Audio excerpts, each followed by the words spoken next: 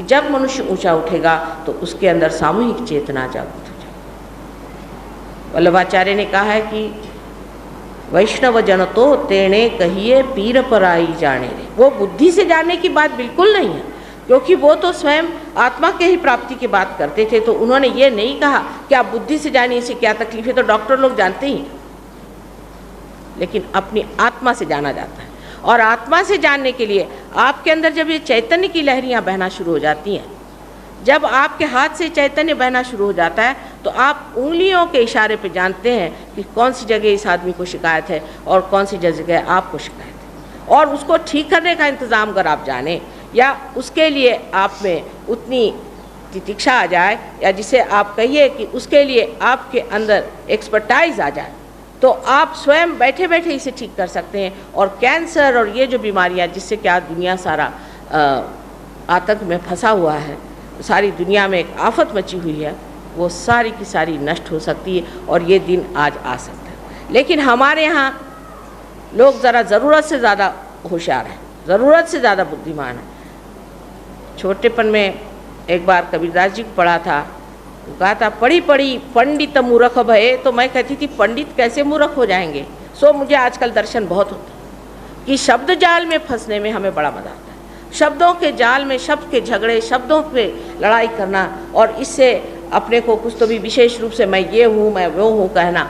आप सिर्फ मानव के सिवा और कुछ नहीं है, और आपको अति मानव होना चाहिए। अब आप क्या हैं क्या नहीं हैं, आपके अंदर क्या चीज़ है, इसे एक आप शास्त्रज्ञ के, साइंटिस्ट की दृष्टि से जानने की कोशिश करिए। ये नहीं कि दिमाग पहले से बंद कुंद कर लिया, हमारे फलाने गुरु साहब हैं उन्होंने तो ये कहा था। आपने उनसे कुछ अगर आज तक पाया नहीं, तो कम से कम अपने बुद्धि को खोल कर सोचिए कि आपके अंदर जो व्यवस्था बनाई है ये सहज मैंने आप ही के साथ प्राप्त हुई है। आपके जन्म के साथ आपकी कुंडलिनी आप ही के साथ आई।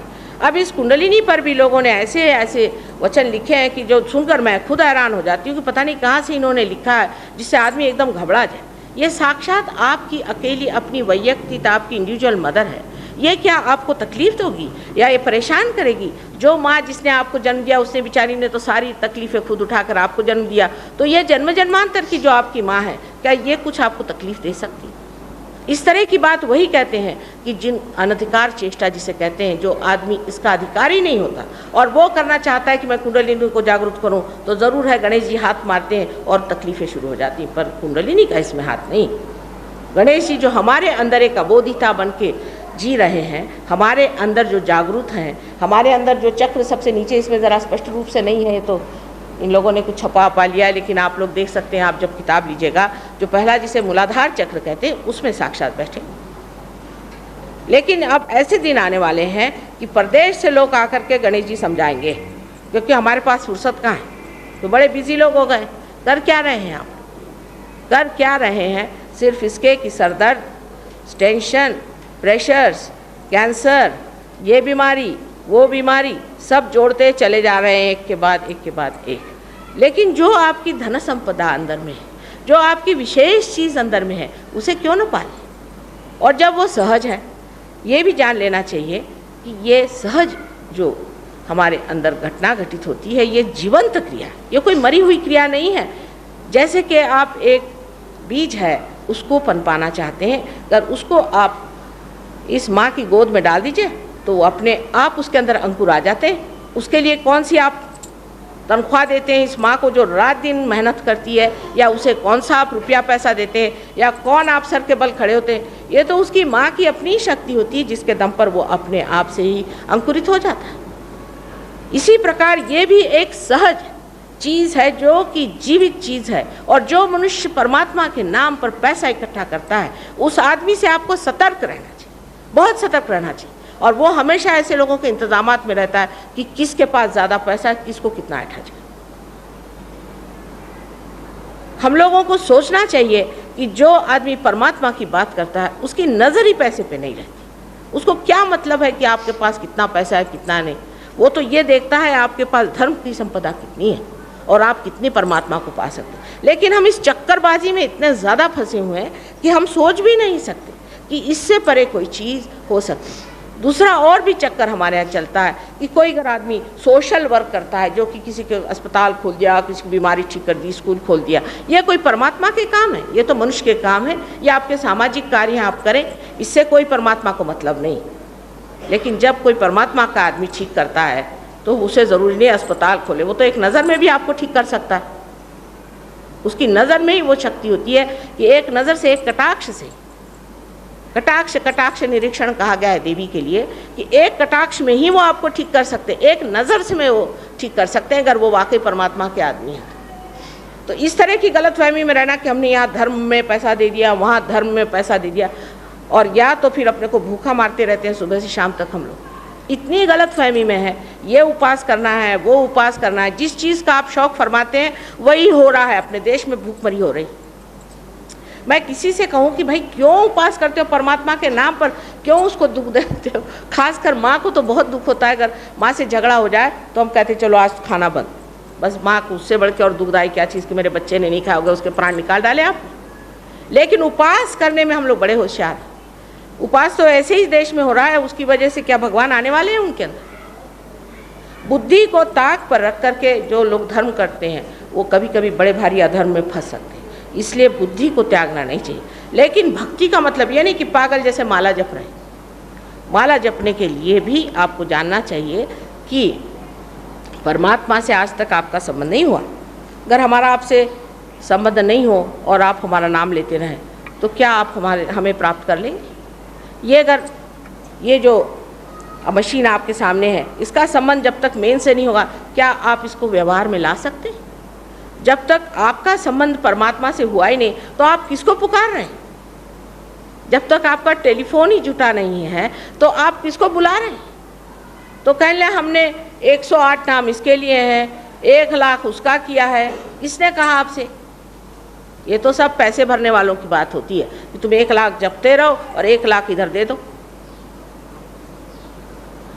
हम लोगों को अपनी बुद्धि को सजग रखना चाहिए। पर इस वक्त जो बुद्धिमान लोग हैं वो अंग्रेज़ों की तरफ घूम गए, या तो अंग्रेज़ों की तरफ घूम रहे हैं या अमेरिका की तरफ घूम गए हैं, या पता नहीं और कहाँ उनका दिमाग घूम रहा है। ये देखिए कि हमारे ही अंदर, बुद्धि से जानिए कि हमारे ही अंदर, इसी देश के अंदर इसका भंडार पड़ा, और उस भंडार से जब आप प्लावित होंगे, आपका सर्जन होगा, तो आप सारे संसार को इससे जागरूक कर सकते हैं। सारे संसार में आप शांति फैला सकते हैं। इतनी महान चीज़ है इस देश में जन्म लेना। क्या आप लोग जानते हैं कि कितने महापुण्यों के बाद ही मनुष्य देश में जन्म लेता है?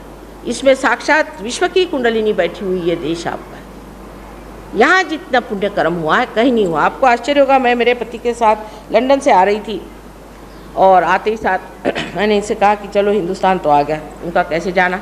मैंने कहा सब दूर चैतन्य बह रहा है और क्या, यही तो मेरा देश है। तो इन्होंने कहा कि अच्छा। वो गए और पायलट से जाके पूछा, उन्होंने कहा कि अभी 1 मिनट पहले वी टच्ड आवर शोर्स। ये हमारा महान देश है। अभी डॉक्टर वॉरेन आ रहे थे, हम लोग हांगकांग से लौट रहे थे, स्विट्ज़रलैंड से। तो सट से उन्होंने कहा कि माँ आ गया हिंदुस्तान। मैंने कहा क्यों? कल मेरी कुंडली चढ़ गई एकदम हठात से। मैंने जाके पूछा, कल हाँ अभी टच हुआ कैलकाटा। ये अपना महान देश है जहाँ चैतन्य की लहरियाँ बह रही। इतना सागर चैतन्य का यहाँ पर है, और यहाँ हम अनभिज्ञ की तरह अपरिचित बने हुए अंग्रेज बन रहे हैं। ये कोई अक्लमंदी की बात नहीं। मैं आपसे एक माँ की तरह से बता रही हूँ कि आपके अंदर ये शक्ति निहित है, और इतनी ज़बरदस्त है आपके अंदर, क्योंकि आप हिंदुस्तानी हैं, कि हिंदुस्तानियों को पार कराने में ज़रा भी मुझे समय नहीं लगता। एक क्षण में लोग पार हो जाते हैं। खासकर हमारे देहातों में तो हज़ारों आदमी आज पार हो रहे हैं।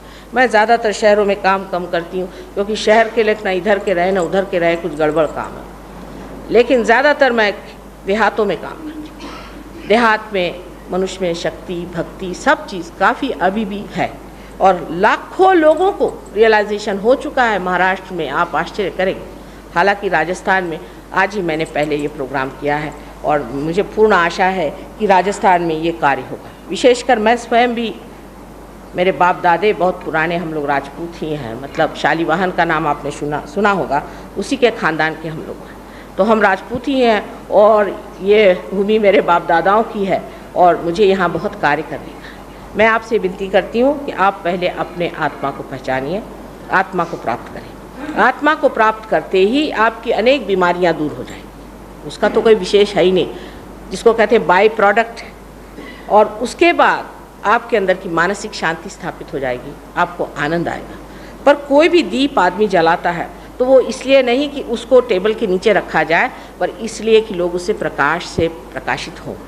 इसीलिए जो आदमी एक बार पार हो जाते हैं उनको थोड़ा सा इसमें जानना चाहिए और उसके बाद लोगों को देना चाहिए। बहुत ही सहज बात है, बहुत ही सरल बात है, कोई कठिन बात नहीं। जिसे कि हम कह सकते हैं कि योग के दो अर्थ होते हैं। एक ही अर्थ ये होता है योग का सर के बल खड़ा होना और व्यायाम आदि करना। ये तो बिल्कुल जिसको कहते हैं कि अष्टांग योग में का 1/16 पार्ट एक में का हो उतना सा है।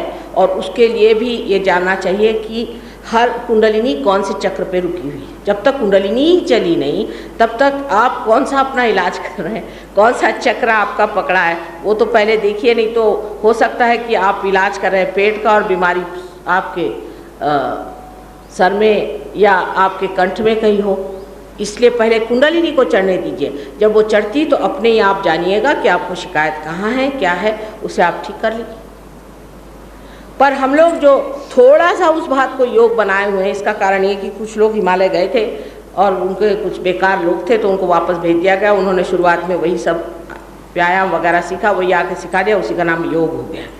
योग का एक अर्थ होता है जो कि सबसे बड़ा और महान अर्थ है कि परमात्मा की जो सर्वव्यापी शक्ति है उससे एकाकार होना, ये एक अर्थ हुआ। और दूसरा अर्थ होता है युक्ति से। कोई ऐसी युगति करो नंदलाल, कहा जाता है कोई ऐसी युगति करो। युगति माने जोड़ देना और युक्ति माने, देखिए शब्द हमारे यहाँ बनाए भी कितने सुंदर है कि युक्ति। युक्ति माने कि उसकी ट्रिक यानी उसके प्रवीणता, एक्सपर्टाइज, वो सीख लेना, ये योग का अर्थ है। योग कौशलम, कौशलम उसकी डेफ्टनेस जिसे कहते हैं, ये सीख लेना। तो सिर्फ योग को प्राप्त करने से नहीं होगा, उसका एक्सपर्टाइज भी सीखना चाहिए। लेकिन इसके लिए आप पैसा वगैरह खुद दे नहीं सकते, ये समझ लीजिए। अंग्रेज तो इतने अक्लमंद हैं कि मुझसे कहने लगे कि एंग्लो सेक्सन ब्रेन ये समझ ही नहीं सकता कि आप बगैर पैसे का ये काम करते हैं। मैंने कहा इतना गया भी था एंग्लो सेक्सन का ब्रेन है तो रहने दो उसको, बेकार की चीज़। लेकिन हम तो इस चीज़ को समझ सकते हैं क्योंकि परंपरागत इस देश में अनेकों ने इस कार्य को किया हो, लेकिन उस वक्त एक दो ही फल लगते थे, एक ही दो पार होते थे।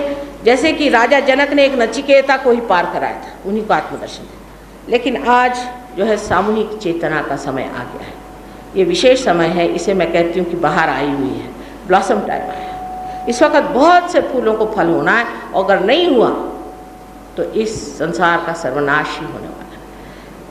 मैं तो नहीं सोचती कि एटम बॉम्ब से हमारा सर्वनाश होगा। हमारा सर्वनाश होगा हमारे ही अंदर से उखड़ जाने से, हमारे ही जड़ों से हट जाने से। हमारा सर्वनाश कोई भी तरह से हो सकता है, या तो हमारी शारीरिक ह्रास हो जाए, या मानसिक ह्रास हो जाए, या सांपत्तिक ह्रास हो जाए। किसी भी तरह से हमारा नाश हो ही सकता है, जबकि हम अपने जड़ों तक नहीं पहुंच सकते। एक सर्वसाधारण जीवन का रहस्य है कि जिसके पास में जीवन का स्रोत बहता नहीं, वो कब तक जी सकता है। इसलिए उस जीवन के स्रोत को पाना चाहिए, उसको जानना चाहिए। इसकी इच्छा उत्कंठा जब होती है तभी उसे साधक कहा जाता है। आशा है आप लोग भी इसी इच्छा से यहाँ पर तशरीफ़ लाए और